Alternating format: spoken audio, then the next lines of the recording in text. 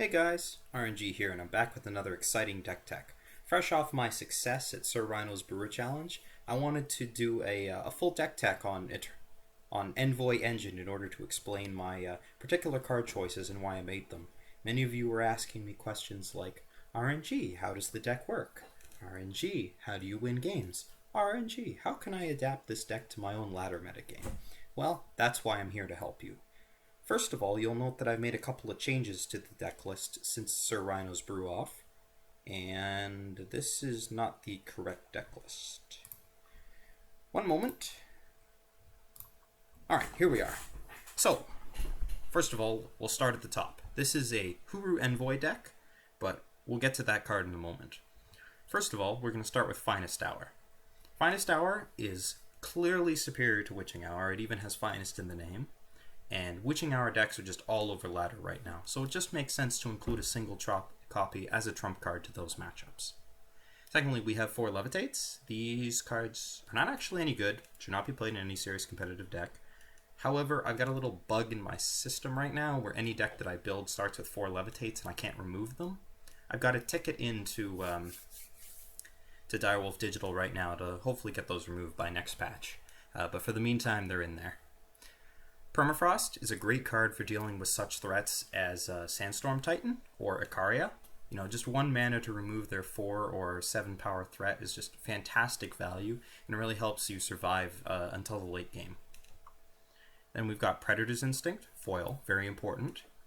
Your Huru Envoys are very powerful 2/1s, which sometimes aren't even able to brawl in combat because your opponent is too afraid to block them. Predator's Instinct gives them Killer, which allows you to easily and directly take the battle to your opponent's units, whether they want to fight him or not. Finally, we've got 4 Protects. Protects work really well here. A lot of aggressive decks are looking to burn you out with cards like Torch or Obliterate or Flame Blast or what have you. This can preemptively give your avatar Aegis, forcing them to target your creatures instead. Now, when they target your Huru Envoy, you draw a card. So, this tricks your opponents into targeting your units instead of your face, both preserving your life total and giving you card draw, while they waste their removal on useless cards like this 2/1. Next, we've got 1 Safe Return. Since you want to be using your Protects on your face, sometimes you want to actually be using... you want something to protect your Envoys as well, and this is that card that does it. It allows you to churn through your turns, spending 3 mana, or 3 power to play Envoy, 1 power to return it, and 3 power to replay it, thus wasting 7 of your power for very little net gain. Next, we've got 4 Seek Power. This deck occasionally floods out, and we complain about how unlucky we are, but I found that it wasn't doing it consistently enough, so I added some Power Search to the deck to make sure that we hit those marks, more consistently. Next, we've got some Accelerated Evolution.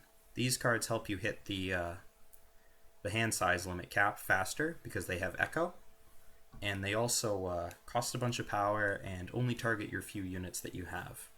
However, sometimes if your opponent happens to be permafrosted, you can give them Endurance to break them out of it, and that's nice, or Flying if you happen to build up a board. Next, we've got Femoral Whist, a card that a lot of players think they can just toss in a deck and it'll secure their early game. It's totally hosed by Steward of the Past, doesn't profitably block anything up to and including 1/1 Grenadin tokens, and will stop coming back from the void as soon as it gets so much as Sickness, or if you run out of sigils to bring it back. Overall, not a very good card, but I'm trying it out of respect to the Reanimator players. Next, we've got Paladin Oathbook, another card that doesn't interact the battlefield at all. It works really well with Ephemeral Wisp because 0/1s can't attack and trigger it. It doesn't interact with Killer at all, and it just gives you a lot of ways to play a whole bunch of spells without really doing anything. Huru Envoy is the key card of the deck. It combines really well with your opponent's removal spells to cycle for a card, and it fails to block anything profitably while surviving, which makes it a really good card to make an engine around. It's fragile, it's a unit, and it interacts with all of your opponent's removal. I figured this was exactly the card that I wanted to build a deck around. Next, we've got Mirror Image. Mirror Image will give you a second Huru Envoy in case your opponent happens to kill the first, or, even better, a second Ephemeral Wisp to block unprofitably with. This is a very powerful ability and is not to be underestimated. It also cannot copy your opponent's units. Order of the Spire is your fragile late game beater. In case your Huru Envoy somehow aren't getting the job done, you can play Order of the Spire and have it die to a torch immediately. Or, if it grows large enough, it can be annihilated out from underneath you. Very powerful. Finally, we've got Push Onward. Push Onward is actually the second to last card in the deck, and therefore not really the final card, but it allows you to dig through to your nothing faster, spin your wheels effectively, and look like you're contributing to the match. This just really buffs up your spell's cast count so that you lose less LP. Finally, we've got Harsh Rule. These are foil, which is very important because they'll be stuck in your hand all the time because this deck never draws more than 3 sigils. But they look very nice. And the theory that for their inclusion is that sometimes, despite your best attempts, some of your units will remain on the battlefield, and you need a reset button to clear those off and put things back to their natural order. The rest of the deck is all sigils so that we can flood out and complain about how unlucky we are.